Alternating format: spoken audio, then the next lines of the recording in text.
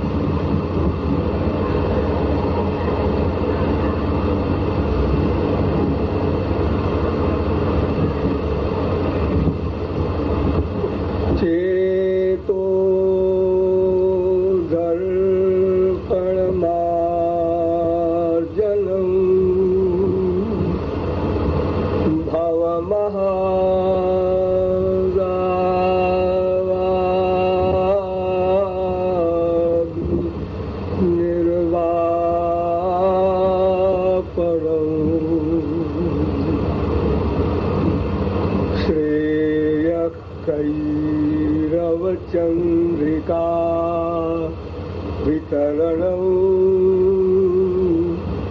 विद्या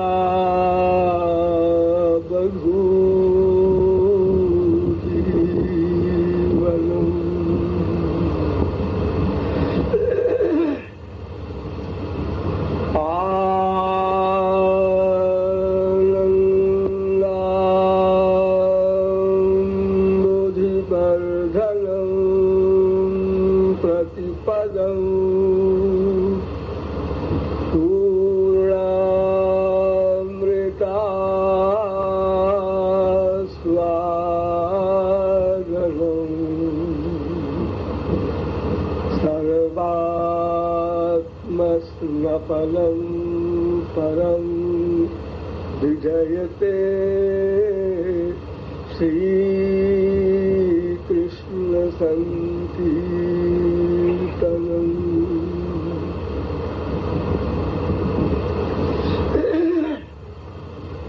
वंदे वृंदावनानंदा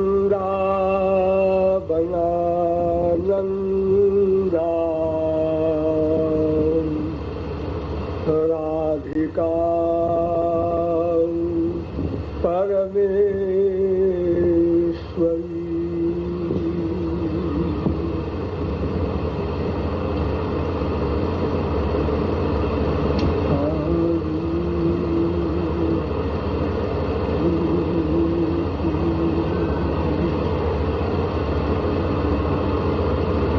अनंत सौंदर्य माधुर्य सुधा सिंधु बलबंध्वाराध्या राधावराधक महानुभाव। नियमानुसार थोड़ी देर हरिनाम संकीर्तन कर लीजिए। पश्चात राधा तत्व का दिग्दर्शन मात्र कराया जाएगा।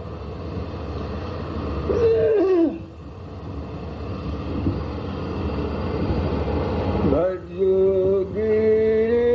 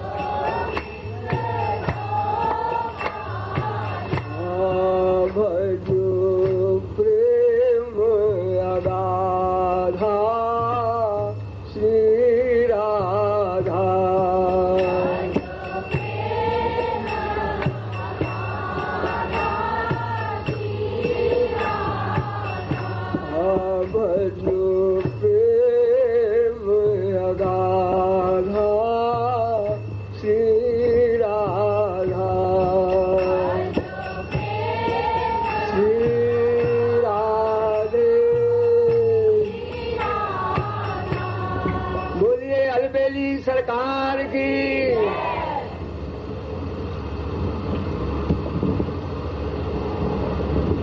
अब आप लोग सावधान हो जाएं।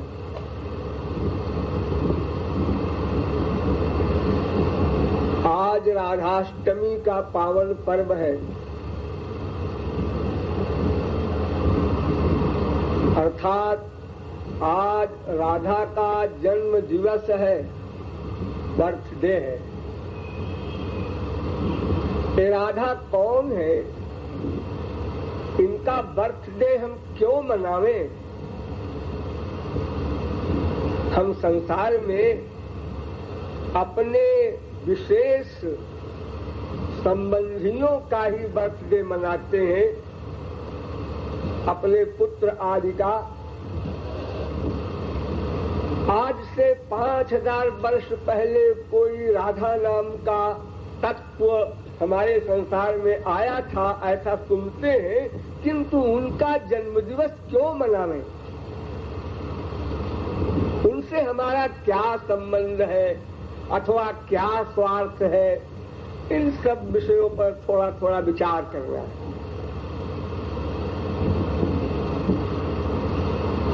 राधा कौन है, इसके समझने के पहले श्री कृष्ण कौन है ये समझिए। क्योंकि परम धन राधे नाम आधार, परम धन राधे नाम आधार। अरे जाहि श्याम मुरली महते रत असुमिरत बारंबार, परम धन राधे नाम आधार। कोटिन रूप धरे नंद नंदन, तऊ न पायो पार, परम धन राधे नाम आधार। जब अनंत रूप धारण करके भी श्री कृष्ण नहीं पार पा सके, तो उस राधा तत्व के विषय में और कोई कुछ बताने का दुस्साहस करे, इससे बड़ा कोई पागलपन नहीं हो सकता। यानी फुल मैड इससे नीचे है, ये लोग उसके भी आगे हैं। तो मैं अपना नाम क्यों लिखाऊं उसमें? अच्छा चलो श्री कृष्ण के बारे में विचार करते हैं कि श्री कृष्ण को तो जाना जा सकता है, समझा जा सकता है। वेदों ने उत्तर दिया, द्विपतय एव ते यजुना, द्विपतय एव ते न यजुरंतमनंत तया त्वमपि। वेदों ने कहा है श्री कृष्ण, तुमको ब्रह्मादिक भी नहीं जान सके। ब्रह्मा, विष्णु, शंकर, बृहस्पति, सरस्वती, ये जो बड़ी बड़ी अथॉरिटीज है, ये भी नहीं जान सकती। और तो और श्री कृष्ण तुम भी अपने आप को नहीं जानते। लो और लो,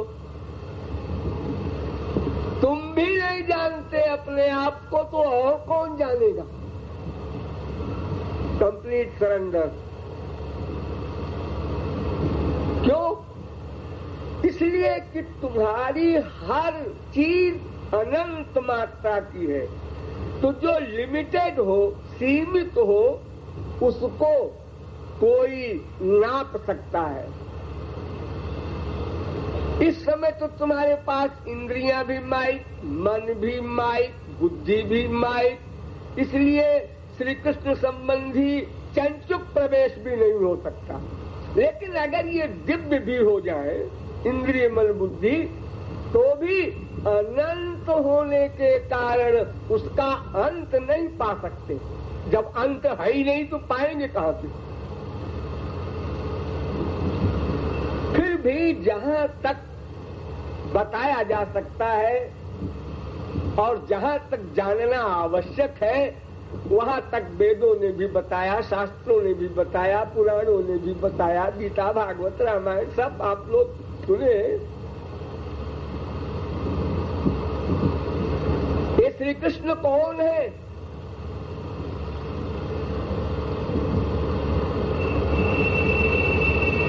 और इनका राधा से क्या संबंध है?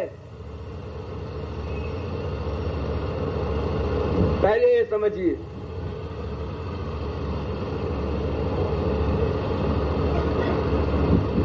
कृष्णो हवै हरि परमो देव सद्विधैश्वर्य परिपूर्णो भगवान गोपी गोपसेव्यो वृंदाराधितो वृंदावनाधिनाथः स एक एवेश्वरः तस्य हवै द्वैतनुर्नारायणो किल ब्रह्माण्डाधिपतिरेकोऽंशः प्रकृते प्राचीनो नित्यः तस्य शक्त्यस्त्वनेकधा। एक सुप्रीम पावर, यानी जिनसे परे कुछ न हो, उनका नाम श्री कृष्ण, ये वेद कह रहा है।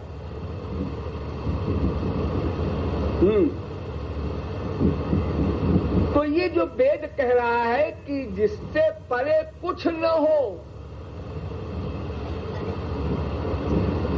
यस्मान् नास्ति परात् परः, महाभारत कहता है। मत्तः परतरम नास्ति किंचिदस्ति धनंजय, गीता कहती है। जिससे परे कुछ न हो वो श्री कृष्ण है। लेकिन वेद कहता है हाँ है वो श्री कृष्ण, लेकिन वे श्री कृष्ण भी जिसकी आराधना करते हैं वो राधा तत्व है। कृष्णेन आराध्यते इति राधा, श्री कृष्ण जिसकी आराधना करते हैं वो राधा तत्व है। तो फिर परात्पर तत्व राधा तत्व हुआ, श्री कृष्ण कैसे परात्पर तत्व कहे जाएंगे? समस्त विश्व श्री कृष्ण की आराधना करता है और श्री कृष्ण राधा तत्व की आराधना करते हैं। तो वो राधा तत्व क्या है? उसका क्या काम है, क्या कमाल है कि श्री कृष्ण उसकी उपासना करते हैं? वृषभानुसुता गोपी मूल प्रकृतिरीश्वरी, राधा उपनिषद। येजम राधा यश्च कृष्णो रसाब्ध, राधा तापनीय उपनिषद। सब वेद कह रहे हैं। ब्रह्म वैवर्त पुराण में स्वयं श्री कृष्ण ने कहा कि राधैवाराध्यते मया, मैं राधा की ही आराधना करता हूँ, मेरा आराध्य और कोई नहीं। केवल एक पर्सनैलिटी है, राधा तत्व। इसलिए ब्रह्म वैवर्त पुराण में फिर कहा राधे सर्वापराधं में क्षमस्व परमेश्वरी। हे राधे, हमारे अपराधों को क्षमा करते रहना। यही बात हम लोग श्री कृष्ण से कहते हैं, वही बात श्री कृष्ण राधा तत्व से कह रहे हैं।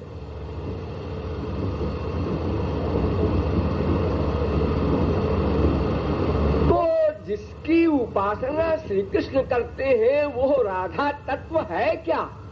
उसका रहस्य क्या है? वो परात्पर तत्व को श्री कृष्ण कहे जा रहे हैं। हाँ, बुद्धि लगाइएगा। द्वेवाव ब्रह्मणो रूपे मूर्तं चैवा मूर्तं च, वेद कहता है उस परात्पर तत्व का दो रूप है, एक निर्गुण निर्विशेष निराकार और एक सगुण सविशेष साकार। दो रूप है, वेद कह रहा है। और सब ने कहा मूर्तं चैवा मूर्तं द्वे एव ब्रह्मणो रूपे उपनिषत्तयोर्वा द्वौ भक्तौ भगवदुपदिष्टौ क्लेशादक्लेशात्मा मुक्ति स्यादेतयोर्मध्ये। शंकराचार्य तक ने माना कि ब्रह्म के दो रूप है, एक निर्गुण निर्विशेष निराकार, वो क्या है? वो एक सत्ता है, पर्सनैलिटी है, और कुछ नहीं है उसमें, कोई शक्ति नहीं, उसमें कोई शक्ति नहीं। देवकी ने अपनी स्तुति में श्री कृष्ण के सामने कहा था रूपं यत्तत्प्राहुरव्यक्तमाद्यं ब्रह्म ज्योतिर्निर्गुणं निर्विकारं सत्तामात्रं निर्विशेषं निरीहं। ऐसा है वो ब्रह्म, यानी अदृष्टम अव्यवहार्यम अग्राह्यम अलक्षणम अचिंतम अव्यपदेशम एकात्म प्रत्ययसारम प्रपंचोपशमम शिवम अद्वैतम। वेद कहता है वो अदृष्ट है, अव्यवहार्य है, अग्राह्य है, अलक्षण है, अचिंत्य है, अप्राप्य है। अरे ऐसा कैसा? बस ऐसा ही है। वो न कुछ कर सकता है, न कुछ वो शरीर तक नहीं धारण कर सकता, मन उसके नहीं, बुद्धि उसके नहीं, इंद्रियां उसके नहीं, बस सत्ता मात्र है वो, उसको ब्रह्म कहते हैं। वो ज्ञानियों का आराध्य है, जो अहम ब्रह्मास्मि के सिद्धांत के अनुसार चलते हैं, उनका वो आराध्य है ब्रह्म। हाँ, अब देखिए, सावधान हो जाइए। ऐसा ब्रह्म जो किसी काम का नहीं, किसी काम का नहीं। अरे काम का क्या होता? उसके न शरीर है, न इंद्रियां है, न मन है, न बुद्धि है, न कोई वर्क कर सकता है, तो वो किस काम का होगा? हाँ, इतना है कि चेतन है, जड़ नहीं है। ये तकिया एक जड़ है, ये भी कुछ नहीं कर सकता, और ब्रह्म चैतन्य है, लेकिन वो भी कुछ नहीं कर सकता। तो चैतन्य होने से अपना क्या मतलब? किसी जीव का कोई क्या मतलब? वो कुछ करते ही नहीं, सृष्टि भी नहीं कर सकता। अरे वो संकल्प तक नहीं कर सकता, सृष्टि क्या करेगा? वो कुछ नहीं करता। ऐसा ब्रह्म था। फिर क्या हुआ? फिर राधा तत्व आया, विष्णु शक्ति पराप्रोक्ता क्षेत्रज्ञाख्या तथा परा अविद्या कर्म संज्ञान्या तृतीया शक्ति रुच्यते। ये महाशक्ति आई एक, पराशक्ति। पराशक्ति राधा तत्व। इसने क्या किया? ये सब कुछ कर सकता है, ब्रह्म कुछ नहीं कर सका। लेकिन राधा तत्व जब आया तो उसने अपने 3 रूप बनाए, लादिनी संधिनी संबित त्वय्येका सर्व संशय। अपना एक रूप बनाया संधिनी शक्ति वाला, एक संबित शक्ति वाला, एक लादिनी शक्ति वाला। 3 रूप बना लिया अपना राधा तत्व ने। फिर क्या किया? फिर उसने ब्रह्म को पकड़ा। फिर क्या किया? सगुण साकार बना दिया। वो जो ब्रह्म सत्ता मात्र था, वो उस पराशक्ति के कारण सगुण साकार श्री कृष्ण बन गया। अब उसके शरीर भी हो गया, इंद्रियां भी हो गई, मन भी हो गया, बुद्धि भी हो गई, सब कुछ हो गया, और सबका वर्क भी अब वो करने लगा। तो उस राधा तत्व ने संधिनी शक्ति के द्वारा श्री कृष्ण का रूप बनाया, उनका नाम, उनका गुण, उनमें लीलाएं और उनके धाम गोलोक जो आप लोग नाम सुनते हैं, वो भी बना दिया। ये सब राधा तत्व ने बनाया। ब्रह्म का कोई लोक फोक नहीं होता। आप लोग सुनते हैं वो लोग, थोड़ा समझ लीजिए इसको। ये आपका एक ब्रह्मांड है। ये ब्रह्मांड कितना बड़ा है इसका अनुमान इसी से लगाइए कि लाइट एक सेकंड में 1,86,284 मील की स्पीड में भागती है, यानी 3 लाख किलोमीटर एक सेकंड में। जो आपको सूरज दिखाई पड़ता है उसकी लाइट आपके पास 8 मिनट में आती है, और ऐसे 3 अरब सूरज एक आकाश गंगा में है, और ऐसी हजारों लाखों करोड़ों आकाश गंगाएं हैं एक ब्रह्मांड में। एक ब्रह्मांड की बात कर रहा हूं। यदि लाइट यानी प्रकाश वो 3 लाख किलोमीटर की स्पीड में जो भागता है एक सेकंड में, अगर वो परिक्रमा करना चाहे इस ब्रह्मांड की तो 20 अरब वर्ष लग जाएंगे उसको। और ये ब्रह्मांड जिसमें आप लोग बैठे हैं ये चतुर्मुखी ब्रह्मा का ब्रह्मांड है, सबसे छोटा है। ऐसे 10 मुंह का ब्रह्मा होता है, 100 मुंह का होता है, 1000 मुंह का होता है, लाख मुंह का होता है, करोड़ मुंह का होता है। जितने अधिक मुख होंगे ब्रह्मा के उतने बड़ा उसका विशाल ब्रह्मांड होगा। तो ऐसे अनंत कोटि ब्रह्मांड है, आज तक कोई गिन नहीं सका। एक बार एक दिन द्वारिका कृष्णेर देखिवारे ब्रह्मा आईला जनाइल द्वारपाल कृष्णेरे। ब्रह्मा आया द्वारिका में और द्वारपाल से कहा, गेट कीपर से, कि अपने सरकार से कहो ब्रह्मा आए हैं। ब्रह्मा आया है नहीं, ब्रह्मा आए हैं।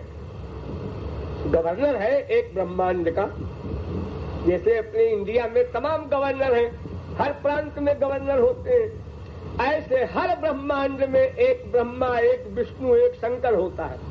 तो अनंत ब्रह्मांड है, इसलिए अनंत ब्रह्मा, अनंत विष्णु, अनंत शंकर होते हैं। तो कृष्ण बोले, कौन ब्रह्मा की नाम का हार? अरे भाई उनसे पूछो कौन सा ब्रह्मा है, इस ब्रह्मा का नाम क्या है? ब्रह्मा का नाम क्या है? यानी परिचय। अरे कोई कहे कि आप कलेक्टर साहब हैं, तो आपका नाम? अरे कलेक्टर है, नाम क्या? अरे नहीं भाई, ऐसा नहीं है। कलेक्टर तो तमाम जिलों में होते हैं, हर जिले में होता है कलेक्टर। ये परिचय पर्याप्त नहीं। ब्रह्मा का नाम पूछ के आओ। तो पूछा, तो आपका नाम क्या है? अरे मैं ब्रह्मा हूँ, मेरा नाम पूछ रहे हो? नहीं मैं क्या जानू साहब, वो तो सरकार पूछ रहे। तो सिर खुजाला, उन्होंने कहा, अच्छा कह दो सनकादिक के पिता, सनकादिक परमहंसों के पिता ब्रह्मा। श्री कृष्ण ने कहा, अच्छा बुला लो। आए। ये तो जानते ही थे कि हमारे अध्यक्ष है ये। प्रणाम किया तो श्री कृष्ण ने कहा, कहो कैसे आए?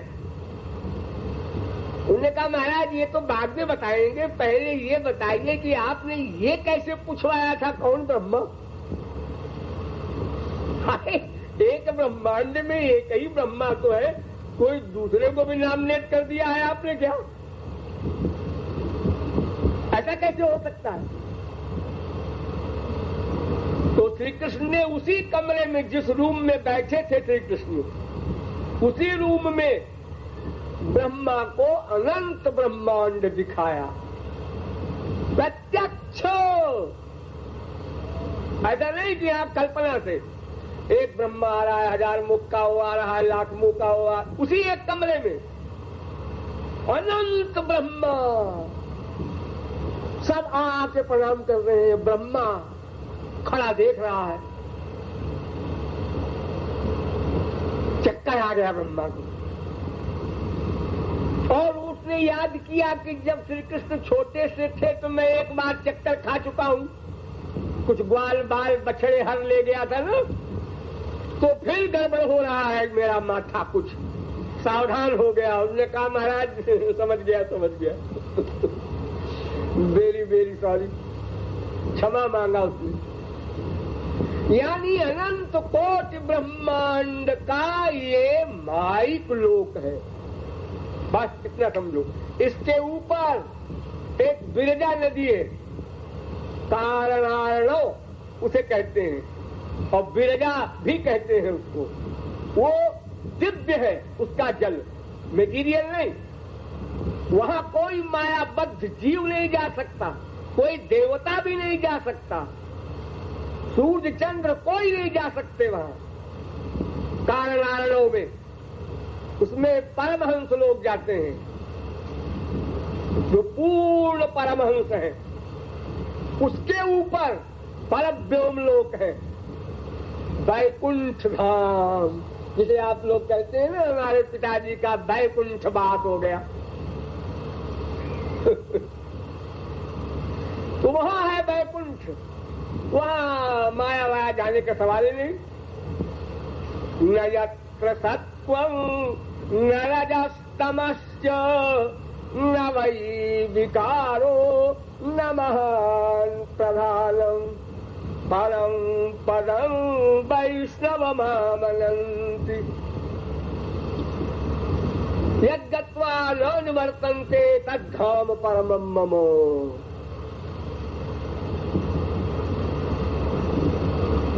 दिव्य पुरे हेश संव्योम्यात्मा प्रतिष्ठिता, वेद कह रहा। यतत्र सूर्यो भाति न चंद्र तारकम् नेमा विद्युतो भान्ति कुतोऽयम् अग्निः। वहां ये सब सूर्य चंद्र आदि की गति नहीं है वैकुंठ में। तो उस वैकुंठ के और आगे ये जितने अवतार होते हैं, हुए हैं हमारे यहाँ, नृसिंह भगवान वगैरह, इन सब के लोक हैं। वैकुंठ के ऊपर, उसके ऊपर तस्योपरि गवाम लोकः साध्यास्तम पालयन्ति ही, उसके ऊपर गोलोक। तो उस गोलोक को और परव्योम लोक को, यानी विरजा नदी से ऊपर गोलोक तक राधा तत्व ने संधिनी शक्ति के द्वारा बनाया और श्री कृष्ण को साकार बना दिया। श्री कृष्ण को भी साकार बनाया, उनका लोक भी बनाया, उनका नाम रूप गुण लीला सब बनाया। और दूसरी जो उनकी शक्ति थी संबित, उस संबित रूप से उन्होंने श्री कृष्ण में अनंत ऐश्वर्य, सौंदर्य, माधुर्य भर दिया। अनंत अनंत शब्द न भूलना। इतना सौंदर्य कि श्री कृष्ण अपना ही रूप देखकर स्वयं मोहित हो जाते हैं, परछाई देखकर स्वयं मोहित हो जाते हैं। महाविष्णु को भी मोहित करने वाले श्री कृष्ण स्वयं मोहित हो जाते हैं। इतना सौंदर्य श्री कृष्ण में राधा तत्व ने भरा संबित शक्ति से, और लादिनी शक्ति से सबसे बड़ी वस्तु दिया ठाकुर जी को, प्रेमानंद। तो राधा तत्व ने ब्रह्म को सगुण साकार बनाया, उनके नाम रूप लीला गुणधाम बनाए और अनंत सौंदर्य माधुर्य ऐश्वर्य उनमें भरा और प्रेमानंद दिया। और ये सदा से दे रखा है, एक दिन नहीं कह सोचना समझना, अनादिकाल से सनातन राधा तत्व, सनातन श्री कृष्ण, अतएव सनातन। ये दोनों रूप उनके हैं, निर्गुण निर्विशेष निराकार। सगुण सविशेष साकार। अब वो जो शक्ति मिल गई श्री कृष्ण को राधा की, तो जब जो चाहे संकल्प से हो जाए। संकल्पादेवा स्थितकरस्तमुत्तिष्ठन्ति स ईक्षत तदैक्षत स ईक्षां चक्रे। बस सोचा और हुआ। ईक्षतेर्ना शब्दम वेदांत कह रहा है, यानी अपहृत पापमा विजरो विमृत्युर विशोको विजिघत्तो पिपासा। ये 6 गुण तो पहले थे ही, लेकिन सत्य कामः सत्य संकल्पः ये राधा तत्व ने अपनी शक्ति के द्वारा डाला। तो सोचिए कि जब राधा तत्व ने ब्रह्म को श्री कृष्ण बनाया तो इससे बड़ी बात और क्या होगी। यानी श्री कृष्ण का अस्तित्व ही राधा के हाथ में है। इसलिए वेद व्यास ने ब्रह्मांड पुराण में लिखा, ममैव पौरुषं रूपम गोपिका जनमोहनम। ये श्री कृष्ण का जो रूप है ना, ये किशोरी जी कहती हैं कि ये मेरा ही है, बनाया हुआ, मेरी शक्ति से बना। अगर मैं अपनी शक्ति न देती तो ब्रह्म निर्गुण निर्विशेष निराकार ही रहेगा सदा। तो सोचिए उस राधा तत्व के बारे में कुछ लोग तो यहाँ तक कहते हैं कि भाई ये तो बाद में जोड़ दिया गया है, राधा तत्व कोई प्रामाणिक नहीं है। मैंने आपको वेदों से बताया, ऋग्वेद में 7 विभक्तियों में राधा शब्द आया है। कर्ता, कर्म, करण, संप्रदान, अपादान, संबंध, अधिकरण, हर विभक्ति में। ब्राह्मणादिन्द्र राधसा ऋग्वेद, विभक्तारम हवामहे वसोश्चित्रस्य राधसा ऋग्वेद, इदं ह्यन्मोजसा सुतं राधानां पते ऋग्वेद। तमाम मंत्रों में एक आक्षेप वेद व्यास पर होता है कि वेद व्यास ने राधा तत्व का वर्णन नहीं किया भागवत में।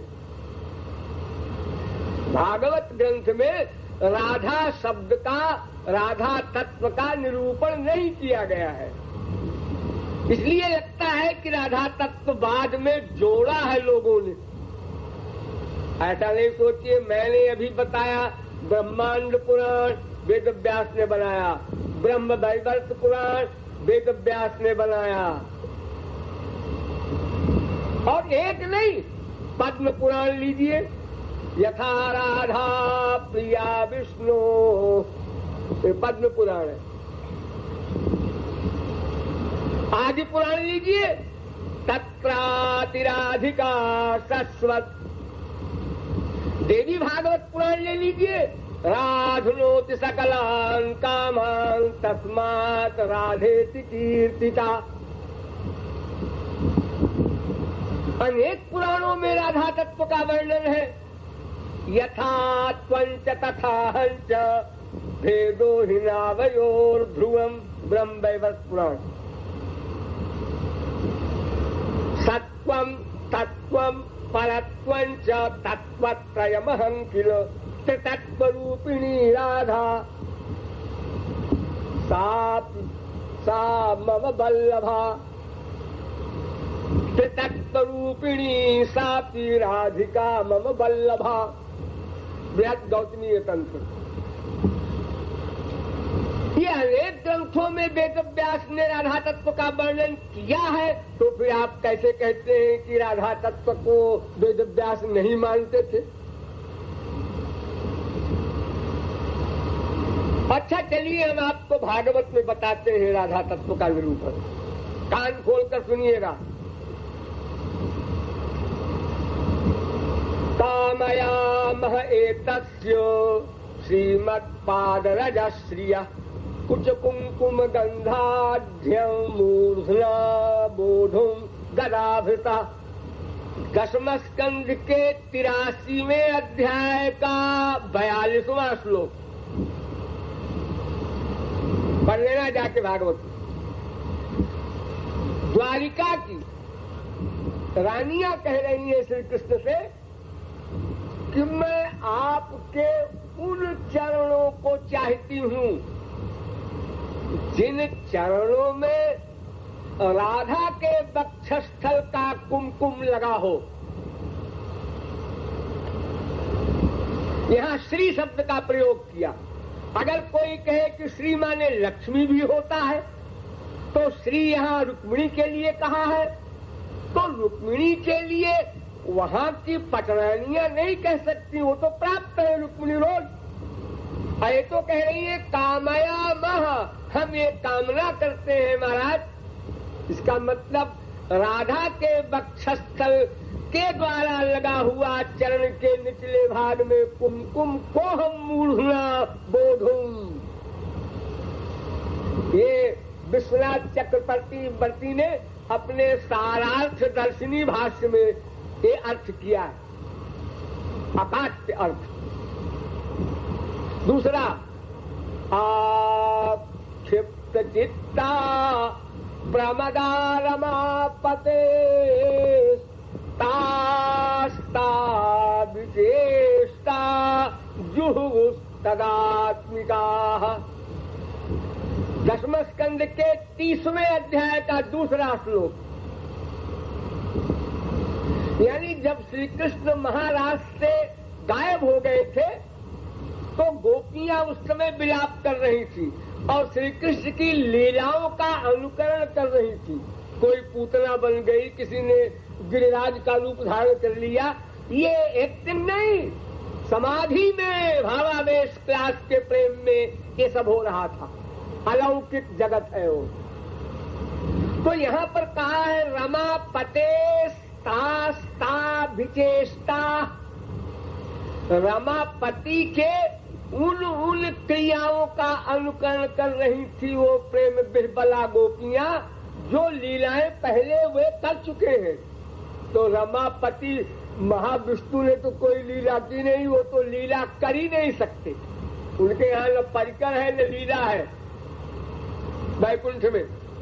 ये रमापति माने राधापति ने जो लीलाएं बाल्यावस्था से लेकर के और 6 वर्ष तक की थी, उन लीलाओं का अनुकरण किया था गोपियों ने। अरे में रमेशो ब्रज सुंदरी भी यथार्भका स्वप्रतिबिंब बिंब। हे नाथ हे रमानाथ ब्रजनाथार्तिनाशन। अनेक प्रमाण भागवत में है। अनया राधितो नूनम भगवान हरिश्वर। भागवत। जब राधा तत्व को साथ लेकर के श्री कृष्ण रास से अलक्षित हो गए तो वहां पर गोपियों ने कहा था अनया राधितो नूनम भगवान हरिश्वर। अस्वराधसा ब्रह्मणिरंस्यते नमः निरस्तसाम्यातिशयेन राधसा स्वधामनि ब्रह्मणिरंस्यते नमः। अनेक स्थलों पर राधा तत्व का निरूपण भागवत में भी है। और एक बात और है, वैष्णव का ये भी मानना है यथा प्रियंगुपत्रेषु गूढ़मारुण्य मिश्यते श्रीमद्भागवते शास्त्रे राधिका तत्वमीदृशम। जैसे मेहंदी का पत्ता होता है, आप लोगों ने देखा होगा, हरा हरा होता है, लेकिन लगाने पर वो लाल लाल कर देता है। तो वो लालिमा उसमें रहती होगी तभी तो लाल लाल कर देता है, वरना हरे हरे पत्ते तो तमाम पेड़ों के होते हैं। किसी को पीस के आप लगाइए हाथ में, वो लाल नहीं होगा। तो जैसे मेहंदी के पत्ते में लालिमा गुप्त रूप से है, उसी प्रकार भागवत में राधिका तत्व गुप्त रूप से है। और फिर राधा ही क्यों, ललिता, विशाखा, चंपकलता किसी का नाम नहीं है भागवत में, एक का भी नाम नहीं है। आप सुनिए कृपालु की राय, क्यों नहीं है? वो सुखदेव परमहंस का मूड ऑफ हो गया था, ये रीजन है। मूड ऑफ हो गया था? अरे इतने बड़े महापुरुष का कहीं मूड हुआ करता है? अरे मूड माने विचार, क्या कैसा मामला है, ये मूड ऑफ क्यों हुआ था वो भी सुन लो। तम में निरे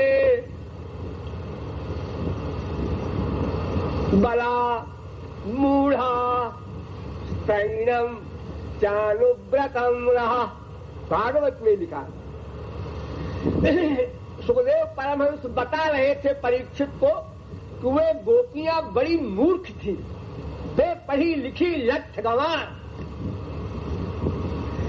इतनी मूर्ख थी कि वो परब्रह्म श्री कृष्ण को ऐसा समझती थी कि स्त्रैणम, ये तो स्त्री जाति के पीछे दीवाना है, बस लंपट है, और कोई विशेषता श्री कृष्ण की वो न जानती थी न मानती। स्त्रैणम यानी स्त्री को देखा और फिसल गया, बस ये इसकी स्थिति है, यही इसकी परिभाषा है। अथवा यो समझ लो कि सबसे बड़ी उसकी एक कमजोरी है। और फिर ऐसा भी नहीं कि कोई स्त्री मोहित हो जाए तो फिर धीरे धीरे चिट्ठी पत्री हो, बात बढ़े, आगे बढ़े, ऐसा कुछ नहीं। रास्ता चलते और पकड़ लिया, चल मुझसे प्यार कर ले, और सुनो इनसे प्यार कर लो, हाँ कर ले, तूने बड़ी तपस्या की है करोड़ों वर्ष, तू वेद की ऋचा है, मैं जानता हूँ, और तुझको मैंने वरदान दिया था, मैं वही ब्रह्म श्री कृष्ण आ गया हूँ, पहचान ले, ये रहेगी। तो स्त्रैणम स्त्रियों का लंपट और चानुव्रतम उनका गुलाम।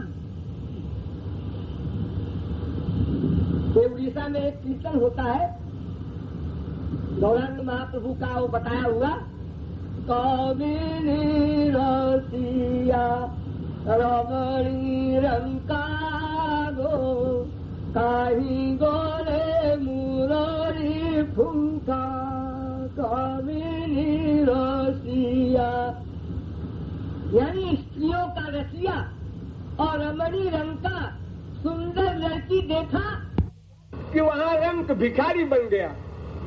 ऐसे ओ श्याम सुंदर तुम कहाँ चले गए, ऐसा कह कह करके गौरांग महाप्रभु रोया करते थे। यही ये डिग्री दिया श्री कृष्ण को। ये तो सब वेद वेदांत के विद्वान थे गौरांग महाप्रभु, वो भी ऐसे ही बोल रहे। तो वो ब्रज गोपियां तो वैसे तो वेद की ऋचाओं की अवतार है, जो थर्ड क्लास की गोपियां है वो, और जो फर्स्ट क्लास की है वो तो गोलोक से आई है।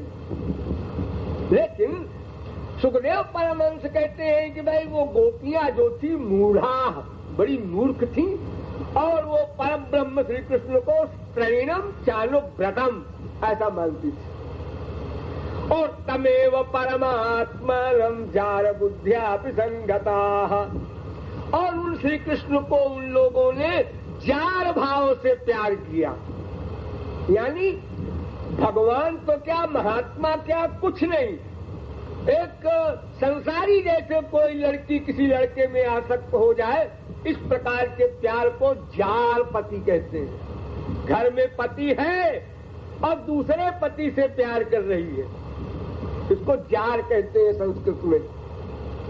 तो तमेव परमात्मानं जार बुद्धिया, तो परीक्षित को खटका लगा बड़े जोर। ब्रह्म श्री कृष्ण महाविष्णु जिसके अंश है, जिससे परे कुछ नहीं है, और वो गोपियां उनको परमात्मा भी नहीं जानती। अगर परमात्मा नहीं जानती तो वेद के अनुसार एक क्वेश्चन पैदा होता है। परीक्षित कहते हैं मैं पूछूंगा सुखदेव परमहंस से, मुझसे रहा नहीं जा रहा।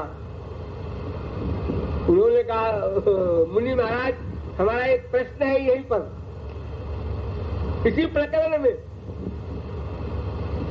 हाँ बोलो बोलो, क्या प्रश्न है? कृष्णं विदु परम कांतम न तु ब्रह्मतया मुने। भगवान कृष्ण को कांत केवल पति माना गोपियों ने, और यही जाना न तु ब्रह्मतया मुने, उनको ब्रह्म नहीं जाना। तो गुण प्रवाहो परमस्तासाम गुणधियाम कथम। तो ये जो सत्वगुण रजोगुण तमो गुण है, इसका अत्यंताभाव कैसे हुआ? ये तो और बढ़ जाएगा। उनकी मुक्ति कैसे हुई? ये पॉइंट सुखदेव परमहंस थोड़ा झल्लाए तो, लेकिन उन्होंने कहा ठीक है, बेचारा पूछ रहा है तो बता दो। उन्होंने कहा कामम क्रोधम भयम स्नेह मैक्यम सौहार्दमेव च नित्यम हरौ विदधतो यान्ति तन्मयताम हिते। परीक्षित, तुमने बड़ा गंदा सवाल किया है। खैर हम जवाब दे देते हैं। काम भाव से, क्रोध भाव से, लोभ भाव से, ईर्ष्या भाव से, द्वेष भाव से कैसे भी शुद्ध पर्सनैलिटी में, श्री कृष्ण में अगर कोई प्यार कर ले, मन का अटैचमेंट कर ले, तो वो श्री कृष्ण का ही फल प्राप्त करेगा। यहाँ तक कि भय से कंस ने गोलोक प्राप्त कर लिया। आसीन संविशंस्तिष्ठन् भुंजान पर्यटन महीम चिंतयालो ऋषिकेशोमपश्यत् तन्मयम् जगत। वो सारे विश्व में श्री कृष्ण को देख रहा था डर के मारे। है इसमें भी श्री कृष्ण, है इसमें भी श्री कृष्ण। खाना खाना उसका हराम हो गया, थाली उठा के फेंक दे, इसमें भी श्री कृष्ण। तो गोप्य कामात, काम भाव से गोपियां, अभयात कंस, भय से कंस, अद्वेषात चैद्यादयो नृपा, और शिशुपाल वगैरह दुश्मनी करके सब दो लोग चले गए। तो परीक्षित एक बात बताओ, कोई स्त्री चिता बनाकर अग्नि में सती होने के लिए बैठे तो क्या होगा? क्या होगा? जल जाएगी और क्या होगा? और अगर कोई चिता में किसी व्यक्ति को बांध कर फेंक दे तो भी जल जाएगा। तो इसी प्रकार जैसे कोई व्यक्ति जान करके जहर पिए तो मरेगा, अनजाने में जहर पिए तो मरेगा। हाँ, तो फिर भगवान से प्यार करने वाला भगवान को जाने या न जाने, ज्ञात्वा ज्ञात्वा ये वैभाम जावान यस्यास्मि यादृशा भजन्त्यनन्य भावेन ते मे भक्त तमामता। भागवत। क्यों? इसलिए कि श्री कृष्ण ने स्वयं कहा उसी भागवत में, न मय्यावेशित धियाम कामः कामाय कल्पते भर्जिता क्वथिता धाना प्रायो बीजाय नेष्यते। भगवान के निमित्त कुछ भी हो, किसी प्रकार से, ये न केन प्रकारेण मन कृष्णे निवेशयेत्। लोहे को पारस से प्यार से छुआ दो, हाँ सोना बन गया, लड़ा दो, सोना बन गया। उसका एकत्व होना चाहिए, किसी भाव से हो, भाव से कोई मतलब नहीं है। इसीलिए कुब्जा की प्रशंसा की गई। आहोश्चतामिह प्रेष्ठ दिनानि कति चिन्मया। जब श्री कृष्ण पति बन करके उसके साथ रहे एक दिन केवल, तो वो कहती है प्रियतम और कुछ दिन हमारे साथ रहो। ये सुखदेव परमहंस कह रहे हैं कि जगत गुरु भर्तृबुद्ध्या तासां किं वर्ण्यते तपः। भागवत। जगत गुरु माने श्री कृष्ण, जगत गुरु को पति मान लेने वाली वो स्त्री कितना तप किया होगा उसने, कितना बड़ा सौभाग्य है, मैं नहीं सोच सकता। तो सुखदेव परमहंस कह रहे हैं। ये वो सुखदेव है जो माँ के पेट से 12 साल तक नहीं निकले, जब वरदान मिल गया कि माया नहीं लगेगी तब निकले, यानी पैदा होने के पहले ही थे परमहंस। वो कह रहे हैं अस्तु, समाधान हुआ परीक्षित का किसी प्रकार जबरदस्ती। सुखदेव परमहंस कह रहे हैं ठीक ही होगा, और ये भी ठीक है, आग में कोई भी चीज जाए तो गंदी हो चाहे अच्छी हो, आग तो आग रहेगी ही, उसको भी आग बना देगी। बात तो ठीक है। फिर रास का प्रकरण शुरू किया सुखदेव परमहंस ने। फिर रास से श्री कृष्ण अलक्षित हो गए, ये प्रकरण आया। तो अलक्षित होने के बाद फिर क्वेश्चन किया परीक्षित ने दोबारा। ध्यान दीजिएगा, भागवत पढ़ लीजिएगा।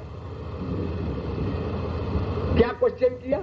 संस्थापनाय धर्मस्य प्रथमाय तरस्य च अवतीर्णो हि भगवान हंसेन जगदीश्वर सकथम धर्म से तूनाम कर्ता भक्ताभिरक्षिता प्रतीपमाचरत ब्रह्मन् परदाराभिमर्शनम।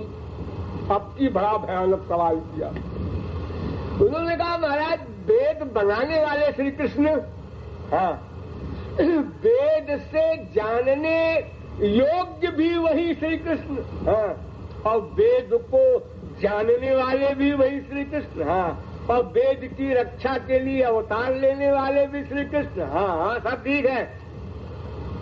तो फिर उन श्री कृष्ण ने वेद विहित धर्म के विपरीत रास क्यों किया?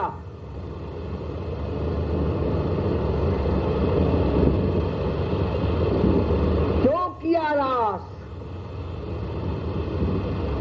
इतना गलत काम क्यों किया ब्रह्म श्री कृष्ण ने? आश्चर्य। फिर उत्तर दिया सुखदेव परमहंस ने धुलिया करके, ईश्वराणाम वचः सत्यम।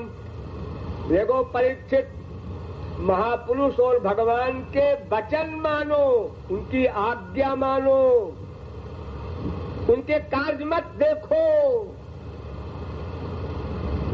जड़ चित्ते कृष्ण प्रेमा करे उदय, तार वाक्य क्रिया मुद्रा विज्ञ न बुझे। भगवान और महापुरुष के कार्यों को तुम तो क्या सरस्वती बृहस्पति नहीं समझ सकते। वहां मत जाओ, अपने एरिया में रहो।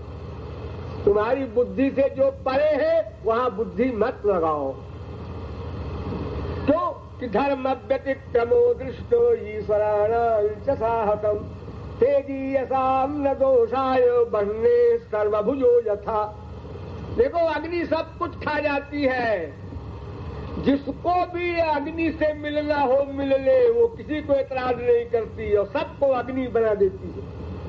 इसी प्रकार जो ईश्वर लोग हैं उनमें ये शरीर संबंधी धर्म के विपरीत आचरण होगा, लेकिन उनके लिए वो दोषकृत नहीं है। शंकर जी हालाहल पी गए और नीलकंठ की डिग्री मिल गई, लेकिन तुम अगर एक छटाक संख्या भी खा लोगे तो 0/100 हो जाओगे। तुम नकल मत करो, अपनी हैसियत में रहो। संसार में लोग कहते हैं ना, अरे भाई जरा अपनी हैसियत में रहो। तुम्हारी स्पिरिचुअल पावर क्या है, कितनी है, उसको पहले तौलो, नापो, समझो। वहां मत जाओ, वहां जो गया वो लौटा नहीं।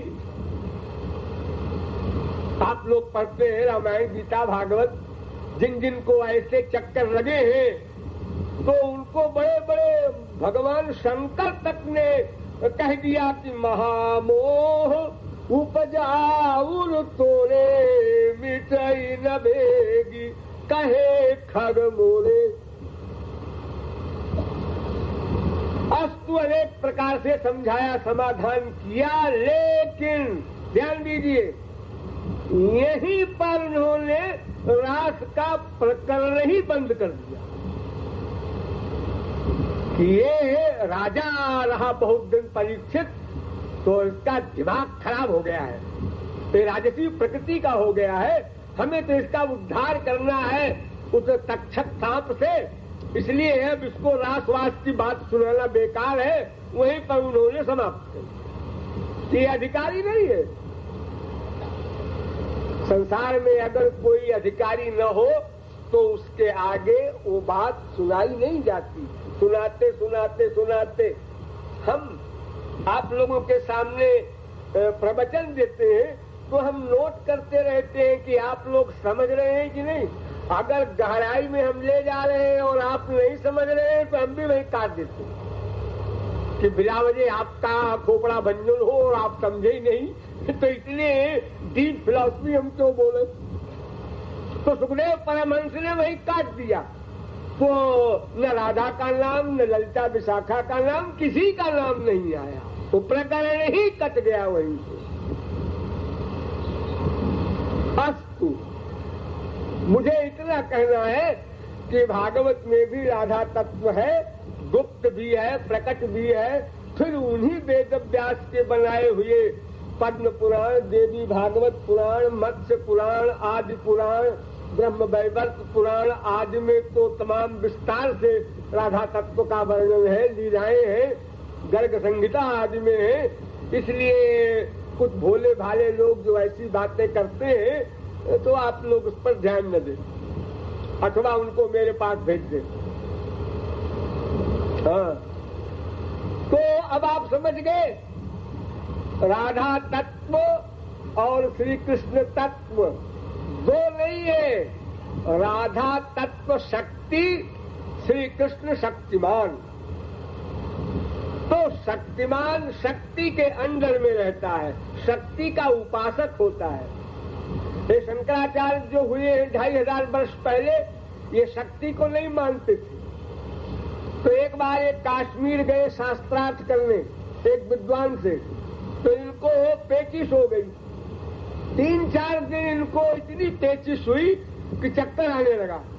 तो एक सुंदर लड़की उनके सामने आकर कहती है, अरे भाई ओ शंकराचार्य, तुम शास्त्रार्थ करने आए हो यहाँ पर ना?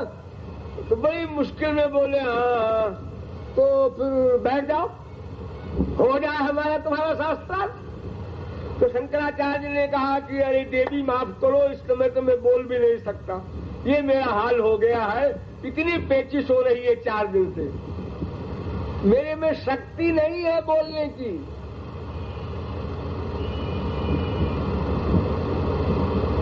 वेद में एक कथा है, उद्दालक श्वेत केतु की। उद्दालक ने श्वेत केतु को बताया शिष्य के रूप में कि हम लोग जो खाना खाते हैं उससे मन बनता है। मन, ये आइडियाज जो आपके बनते हैं, सात्विक खाना खाएंगे सात्विक आइडियाज बनेंगे, राजस खाना खाएंगे राजस आइडियाज बनेंगे, तामस खाना खाएंगे तो तामस आइडियाज बनेंगे। तो श्वेत केतु को बड़ा आश्चर्य हुआ। उन्होंने कहा कि ये तो कुछ बात जमती नहीं, खाने से क्या संबंध मन से? मन निराकार है, खाना साकार है। तो उन्होंने पूछा, तो गुरुजी ने कहा कि अच्छा बता देंगे, क्या आफत मचाए, अभी बताना जरूरी है क्या? उन्होंने कहा देखो, आज से तुम्हारा उपवास चलेगा, खाना पीना बंद, 15 दिन तक खाना पीना नहीं दिया, उसकी हालत खराब हो गई। तब बुलाया और उन्होंने कहा कि बेटा अमुक वेद का, अमुक शाखा का अमुक मंत्र बोलो को। उन्होंने कहा गुरुजी कुछ नहीं याद है। उन्होंने कहा क्यों? उन्होंने वो उपवास कराया आपने 2 हफ्ते, इसलिए सब भूल गया, कुछ वेद मंत्र याद नहीं।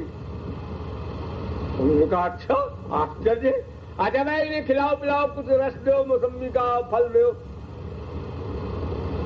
दूसरे दिन फिर बुलाया, तो भाई क्या हाल है? हाँ सुनिए गुरुजी, ये कल तुमने क्यों नहीं सुनाया? संबंध है कि नहीं खाने का? तो शंकराचार्य से वो लड़की महाशक्ति महादेवी थी, वो आई थी। उन्होंने कहा तुम तो शक्ति को मानते नहीं हो, फिर क्यों कहते हो कि आज शास्त्रार्थ करने की शक्ति नहीं है? तात्पर्य ये कि हम लोग संसारी लोग जो है वो भी शक्ति के गुलाम हो। बुढ़ापे में जब खाट पे पड़ जाते हैं हम लोग, तो कोई कहता है अरे भाई मक्खी तुम्हारे बैठी हुई है, इसको हटा दिया करो। अरे भाई अब हाथ नहीं उठता, अब कैसे हटा दे, शक्ति नहीं रही। शक्ति का गुलाम है हर एक संसारी व्यक्ति भी।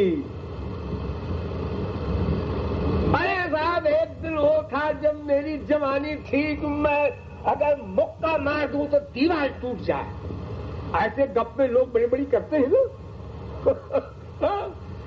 और शक्ति जब चली जाती है तब बेचारा वो पछताता है। अरे साहब क्या बताएं, चाहे वो धन की शक्ति हो, चाहे पोस्ट की शक्ति हो, चाहे शरीर की शक्ति हो, चाहे बुद्धि की शक्ति हो, अनंत प्रकार की शक्तियां होती हैं।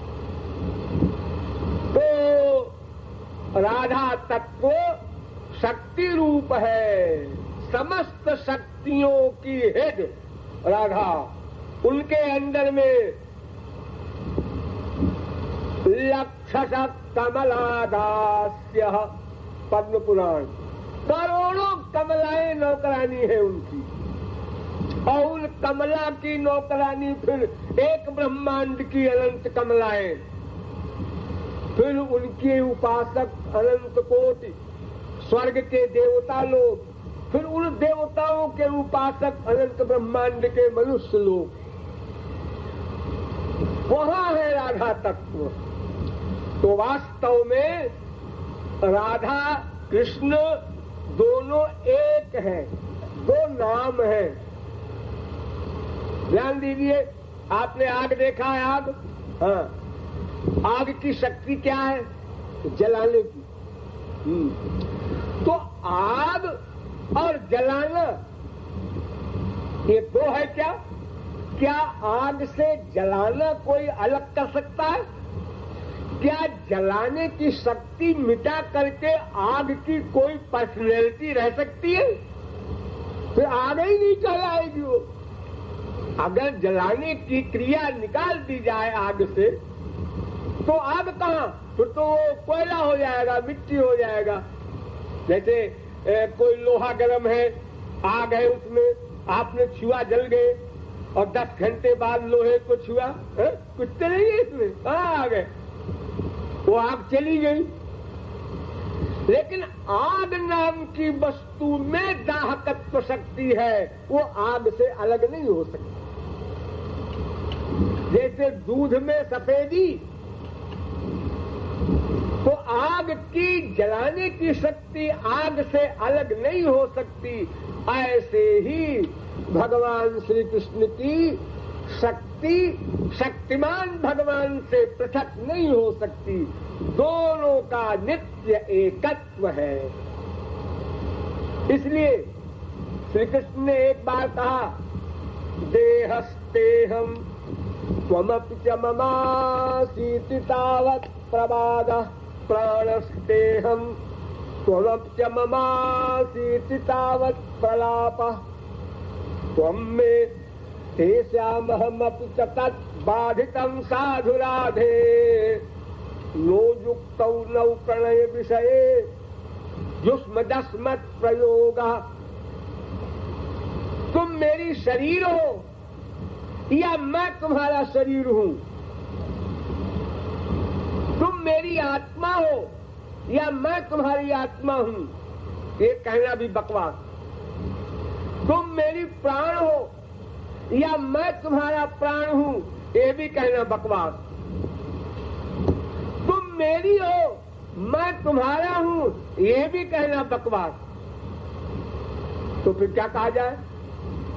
हमारे तुम्हारे विषय में हम तुम इस शब्द का प्रयोग नहीं होना चाहिए। हम तुम है, तुम हम है, हम तुम है, हम राधा है, राधा कृष्ण है। क्यों? इसलिए कि एक ही तत्व दो बन गया है। साइमेवात्मानम द्वेधा पातयत, दो बन गया, एक ही दो बन गया। अरे 1000 बन सकता है। एको संजो बहुधा विभात, वेद कहता है।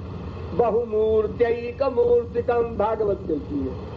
अनंत रूप धारण किए करते ही है, रात में किया और 16,000 स्त्रियों से ब्याह किया, तब किया। अनंत ब्रह्मांड में अवतार लिए रहते हैं अनंत रूप से। ये सब खिलवाड़ है, क्योंकि वो सर्वव्यापक है। तो इसलिए राधा कृष्ण के विषय में रसिकता की भाषा में आप कुछ भी बोलिए, सब सही है। अजय श्री कृष्ण की दासी है राधिका, बिल्कुल ठीक। राधा के दास है श्री कृष्ण, बिल्कुल ठीक। राधा कृष्ण दोनों के उपासक हैं, बिल्कुल ठीक। राधा कृष्ण दो है ही नहीं है, एक ही में दो है, ये भी ठीक। इसलिए तत्व को समझे रहिए ताकि अपराध न हो जाए कभी।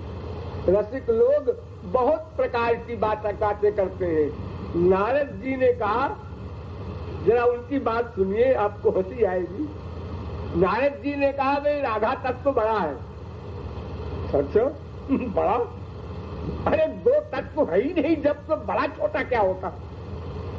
नहीं है। कैसे?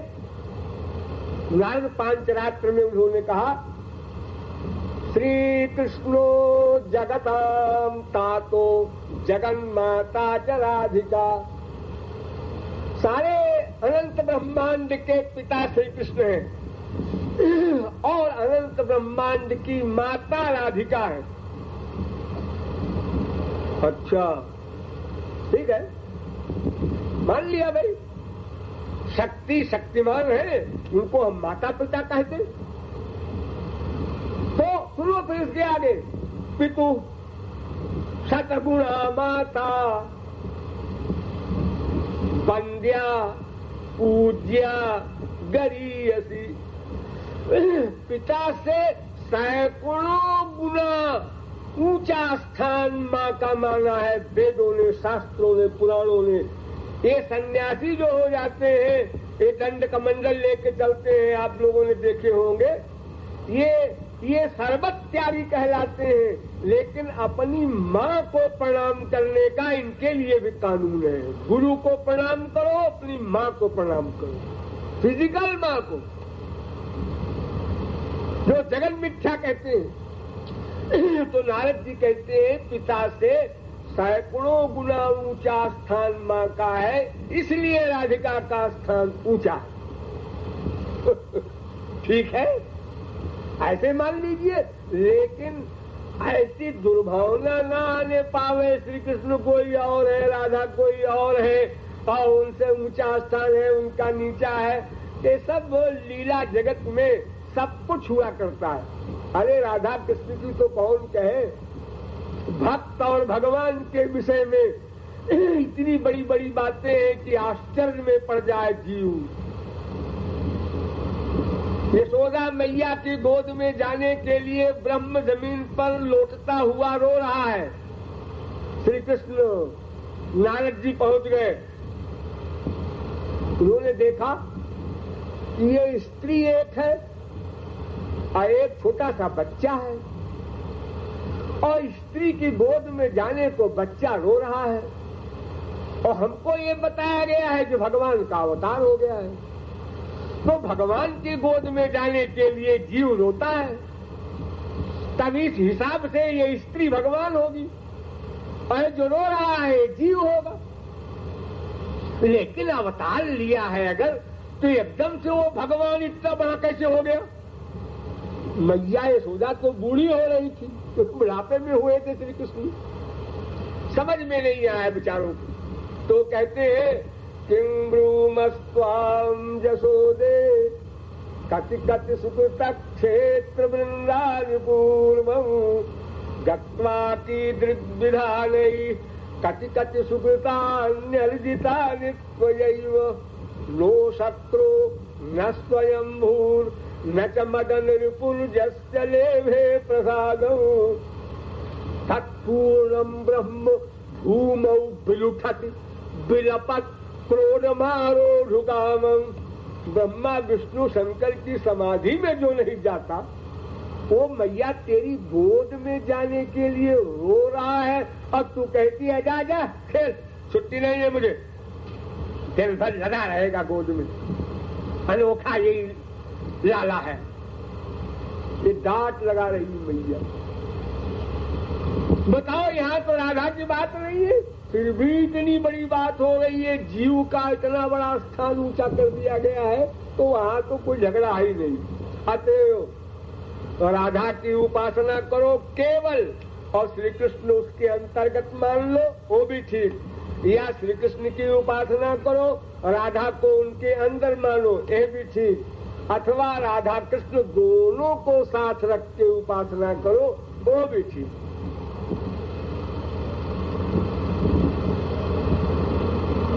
देखिए अब काम की बात थोड़ी हो जाए। राधा तत्व श्री कृष्ण तत्व के विषय में इतना जान लीजिए, वेद से लेकर के समस्त ग्रंथों में शक्ति शक्तिमान के रूप में माना गया। शक्ति शक्तिमान में कोई भेद नहीं हुआ करता। शक्ति शक्तिमान को नहीं छोड़ सकती, शक्तिमान शक्ति को नहीं छोड़ सकता, अभिन्न है दोनों। 4 प्रश्न किए थे सनातन गोस्वामी ने गौरांग महाप्रभु से, उन 4 प्रश्नों को समझ लीजिए और उनके उत्तर समझ लीजिए, बस सब उसी में निहित है सार। पहला क्वेश्चन, भक्ति किसे कहते हैं? दूसरा क्वेश्चन, भक्ति किसकी करनी है? तीसरा क्वेश्चन, भक्ति किसको करनी है? चौथा क्वेश्चन, भक्ति ही क्यों करनी है?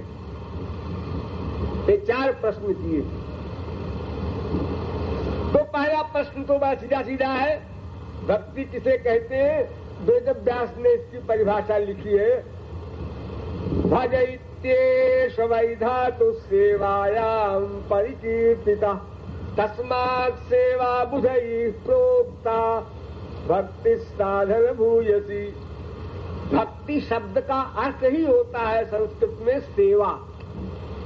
भज धातु से तीन प्रत्यय होके भक्ति शब्द बनता है, तो भज धातु का अर्थ है सेवा।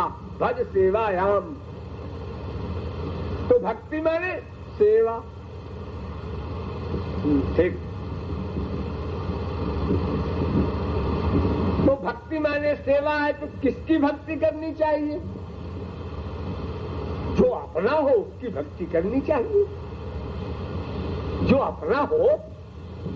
आप लोग किसकी भक्ति करते हैं संसार में? माँ की भक्ति करते हैं, बाप की करते हैं, बीवी की करते हैं, पति की करते हैं, बच्चे की करते हैं। हाँ, पड़ोसी की तो करते नहीं, पड़ोसी से क्यों करेंगे? अच्छा, तो इनकी भक्ति आप क्यों करते हैं? क्यों करते हैं? अरे हमारे हैं और क्यों? अच्छा, हमारा इनका संबंध है, ठीक, स्वार्थ है, ठीक। अच्छा ये बताओ कि तुम अनादिकाल से अब तक कितने बाप बना चुके, कितनी माँ बना चुके, कितनी बीवी, कितने पति बना चुके, कितने बेटे बना चुके, बेटियां बना चुके, कितने? अरे जन्म ही अनंत हो गए तो कितने क्या बताऊं? हर जन्म में बनाते हैं। अगर कुत्ते की जोनी में गए तो वहां भी 10-20 बच्चे होंगे, गधे की जोनी में जाएंगे वहां भी हमारे माँ बाप बच्चे सब होंगे। ये तो हर जन्म में माँ बाप, स्त्री, पति, बेटा सब बनाना पड़ा। तो अनादिकाल से अब तक अनंत माँ बाप, बेटा, स्त्री, पति बन चुके। हाँ, तो फिर वो आपके तो नहीं थे जो चले गए? अरे वो टेम्परेरी तो थे। हाँ, टेम्परेरी थे। तो आपका बाप कब मरा? जब मैं 20 साल का था, जब मैं 30 साल का था। अच्छा, आपका पति कब मरा? आपकी बीवी कब मरी?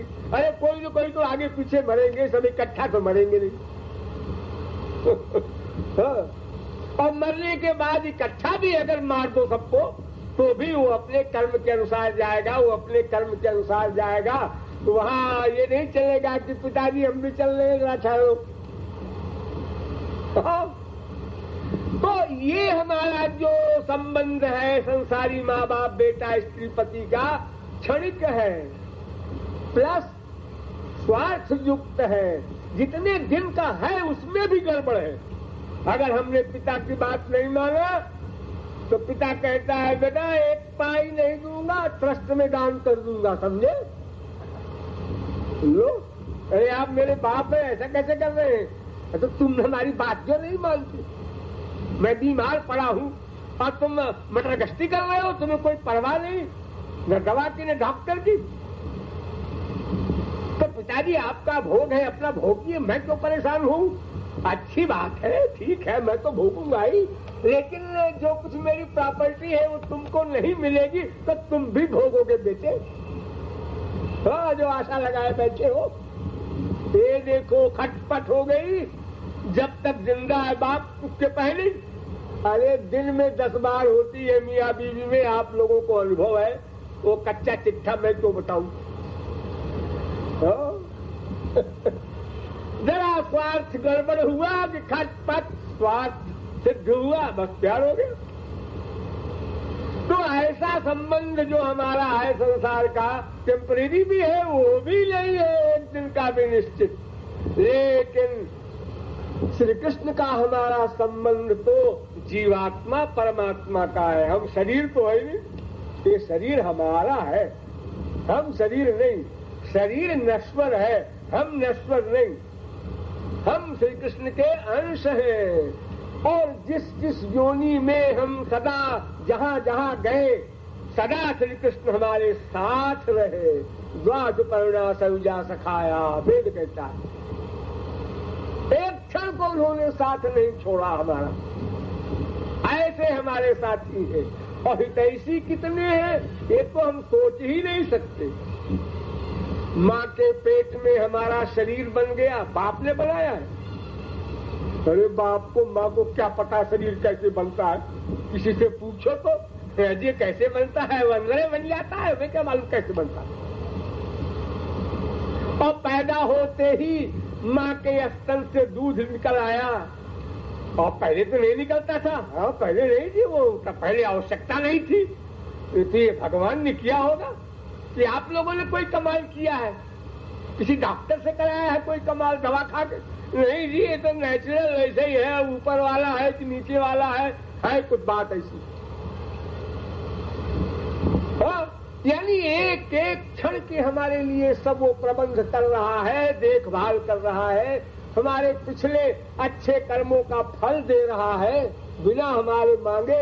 हम तो जानते भी नहीं थे हमने पिछले जन्म में क्या पुण्य किया है, क्या सत्संग किया है, क्या दान किया है, लेकिन वो हमको फल दे रहा है। अकारण कृपा कर रहा है, सकारण नहीं। उसको क्या मिलना जुलना है? हम क्या देंगे उसको? शरीर गंदा, मन गंदा, बुद्धि मासे अल्लाह, क्या है हमारे पास देने को कि भगवान उसको ले लेंगे, संत उसको ले लेगा? एक डायोजनीस संत हुआ है। डायोजनीस वो काठ के घर में रहा करता था। तो सिकंदर बादशाह जो अपनी इंडिया में तमाम लूट लाट के गया था, ये उसके पास गया और कहा महाराज तो सेवा लगा है, धूप छोड़ दे, सेवा करेगा ये गधा। हीरे मोती से सेवा होती है महाराज, मैं वैसे नहीं कह रहा हूँ, थोड़ी बहुत जो सेवा। अच्छा तो सुन, ये मैं यहाँ पीपे में रहता हूँ, ये मक्खियाँ बहुत परेशान करती हैं, तो इनको रोक दे। महाराज मक्खियों को मैं क्या कर सकता हूँ? जब तू मच्छी पर शासन नहीं कर सकता तो क्या कहता है कि मैं बड़ा भारी राजा हूं? भाग गया।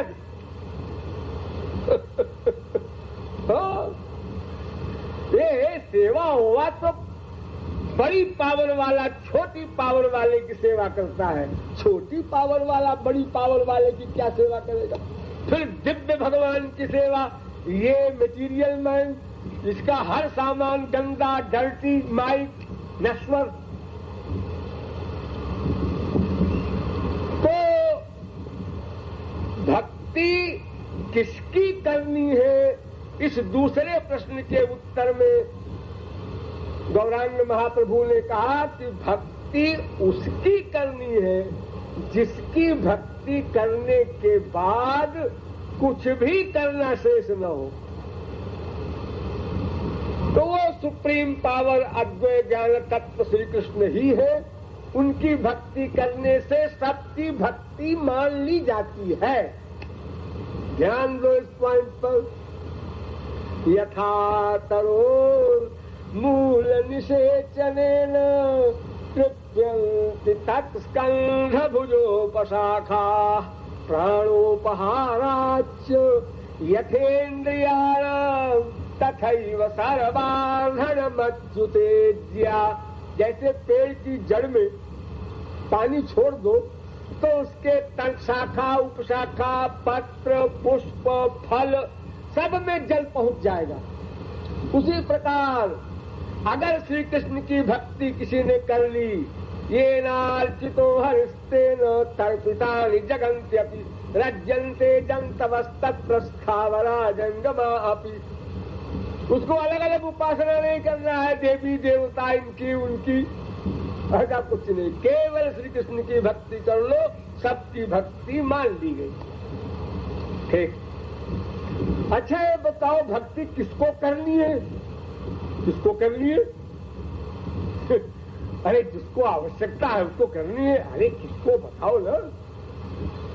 एक तो है भगवान के स्वांश और एक है विभिन्नांश। तो जितने उनके अवतार हैं, ब्रह्मा, विष्णु, शंकर, मत्स्य, कच्छप इत्यादि, ये तो भगवान के सेवक है ही है, इनके अंश है।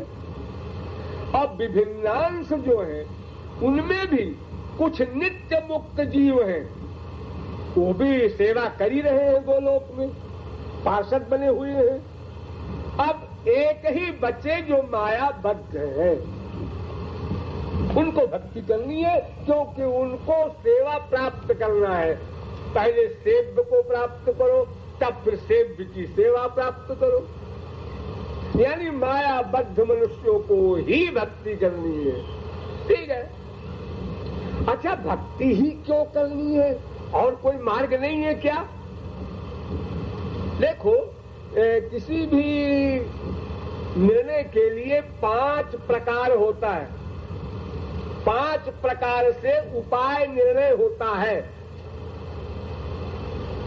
एक शब्द पर ध्यान दीजिए, मैं भी प्रयत्न कर रहा हूं, आप लोग भी कीजिए। ये ज्ञान पड़ा रहेगा तो कभी काम देगा। इमरजेंसी में जब कभी भूख लगेगी तो रसगुल्ला रखा है फ्रिज में, निकाला खाया। हाँ, तो 5 प्रकार से उपाय का निर्णय होता है। पहला अन्वय, दूसरा व्यतिरेक। अच्छा गंवारी भाषा में समझिए, जिसके द्वारा लक्ष्य प्राप्त हो, नंबर 1, और जिसके बिना लक्ष्य न प्राप्त हो, नंबर 2, और जो साधन अन्य निरपेक्ष न हो, अन्य की अपेक्षा न करे, और जिसमें सार्वत्रकिता हो, सर्वत्र, और जिसमें सदा तनत्व हो, यानी नित्य जो साथ दे। ये 5 प्रकार होते हैं किसी उपाय लेने के लिए। तो एक तो कर्म मार्ग है, हाँ, उसको तो आप छोड़ दीजिए, उसका फल स्वर्ग है। तब क्षीणे पुण्य मर्तलोकम विशंति दुखोदरकास्तमो निष्ठा क्षुद्रानंदा सुचार्पिता। वो तो प्रमूढ़ा वेद कह रहा है, जो स्वर्ग के लिए कर्म धर्म का पालन करते हैं वो तो घोर मूर्ख है, क्योंकि माया का बंधन मिलेगा और 4 दिन का स्वर्ग है, उसके बाद हीनतरम्बा विशंति, कुकर सूकर कीट पतंगादि योनियों में पटक दिया जाएगा स्वर्ग के बाद। ठीक, अब आया ज्ञान मार्ग, योग मार्ग, ये 2 मार्ग और हैं। तो योग मार्ग में भी ये 5 प्रकार जो मैंने बताए निर्णय के, उन पर खरा नहीं उतरता। क्यों? इसलिए कि योग से भगवत प्राप्ति होती है क्या? पहला क्वेश्चन जो मैंने बताया था, उससे लक्ष्य प्राप्त होता है क्या? उत्तर मिला नहीं। योग से चित्त वृत्ति का निरोध होगा, भगवत प्राप्ति नहीं होगी, माया निवृत्ति नहीं होगी। माया निवृत्ति के लिए भगवान की शर्त है, चैलेंज है, मामेव ये प्रपद्यन्ते माया में ताम तरन्ति ते। गीता, जो केवल भगवान की शरण में जाएंगे वे ही माया से उत्तीर्ण हो सकते हैं।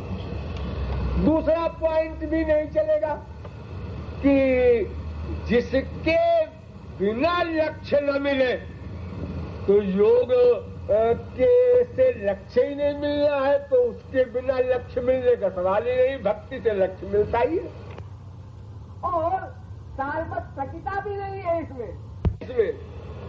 इसमें कायदे कानून है। योग सीखना है आपको। तो गीता कहती है, शुचौ देशे प्रतिष्ठाप्यो स्थिरमासनमात्मनः। पहले जगह ढूंढो पवित्र जगह। कहाँ मिलेगी पवित्र जगह?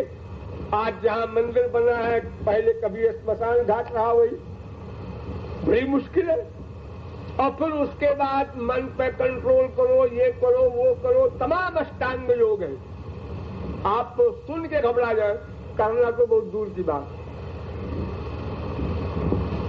अरे उद्धव शरी के परमहंस ने श्री कृष्ण से कहा, सुदुश्चरामिमा मन्ये योग चर्या मनात्मन। महाराज, ये योग मार्ग तो हमारे बस का नहीं है। अथातयानंद सुघम पदाम्बुजं हंसा श्रयेरंदन बिल्लोचन। महाराज, आपकी भक्ति हमको दे दीजिए, ये योग हमारे बस का नहीं। इसलिए कर्म मार्ग भी बेकार हुआ सिद्ध, और योग से भी हमारा काम नहीं बना, और इतनी सारी उसमें अधिकारी आज की मुसीबतें हैं, नियम है, कानून कायदे हैं, वो हर एक के बस का नहीं। और अगर कर भी ले कोई, तो भगवत प्राप्ति नहीं होना। अब रहा ज्ञान, इसका बड़ा नाम है। लेकिन ज्ञान में पहली गड़बड़ी तो यह है कि निर्विण्णानाम ज्ञान योगा। 4 साधनों से संपन्न पूर्ण निर्विण्ण व्यक्ति ही उसका अधिकारी है। ऐसा व्यक्ति को 5 अरब में 5 भी नहीं मिलेगा। तो परिभाषा पढ़ लीजिएगा, साधन चतुष्टय किसे कहते हैं। अधिकारी ही नहीं मिलेगा। और फिर अगर चले भी तो श्रेयस्थिति भक्ति मुदस्यते विभो दृश्यन्ति ये केवल बोध लब्धये। तो तेषामसौ क्लेशलयेव शिष्यते।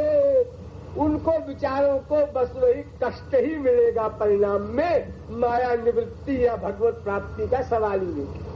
तो देखिए, 2 प्रकार की माया होती है, स्वरूपावरिका माया, गुणावरिका माया।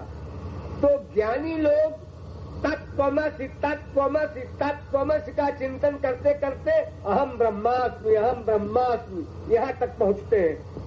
तो ये पृथ्वी, जल, तेज, वायु, आकाश, अहंकार, इतने को पार कर जाते हैं।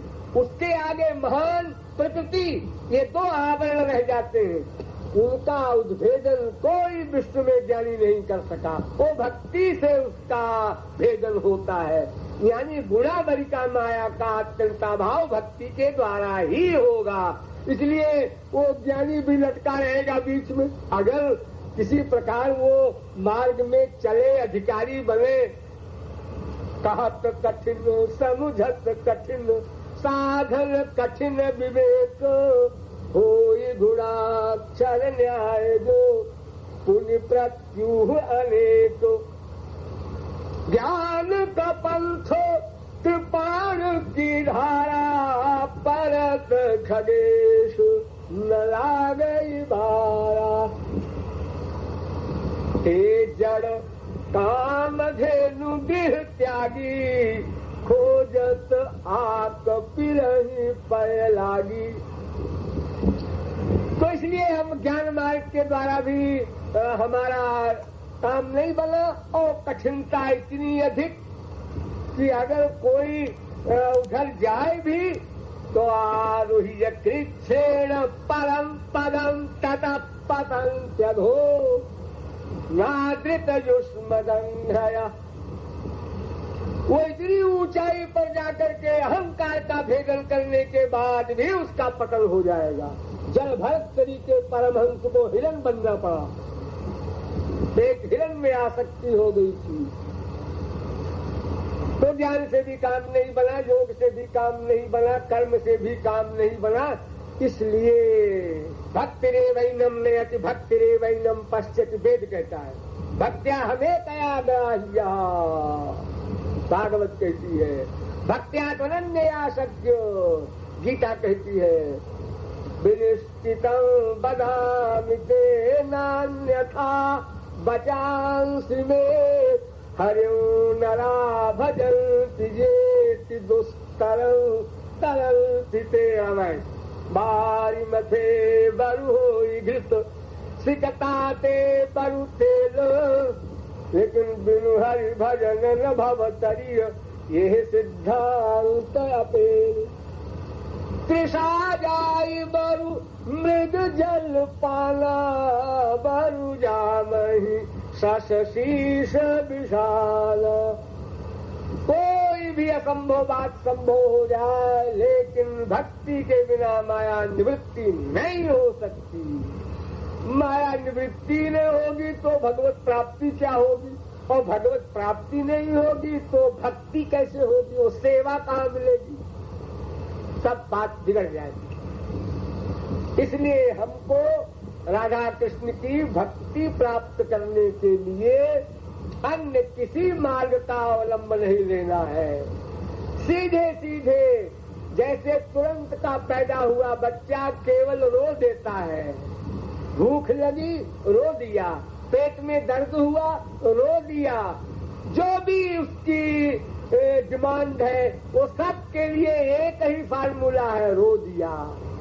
बस उसी प्रकार हमको भी राधा कृष्ण के सामने आंसू बहाना होगा, रोकर उनसे उनका निष्काम प्रेम मांगना होगा। जब उनका निष्काम प्रेम गुरु कृपा के द्वारा मिल जाएगा, एक सीढ़ी बीच में गुरु की होगी। गुरु के बिना भक्ति या भगवान ये सब कल्पना की बातें रहेंगी। आपको थियरी की नॉलेज भी वास्तविक महापुरुष करा सकता है, प्रैक्टिकल मैन। उसके बाद साधना आप प्रारंभ करेंगे तो मार्ग में भी वो संभालेगा आपको, जो डाउट होगा वो भी निकालेगा। और जब आपकी अंतःकरण की शुद्धि हो जाएगी, आप अधिकारी बन जाएंगे, तब वही गुरु आपको दिव्य प्रेम दान करेगा। तब आपकी इंद्रियां, मन, बुद्धि सब दिव्य हो जाएंगे। तब भगवान के शब्द ये कान सुनेंगे, भगवान का रूप ये आंखें देखेंगी।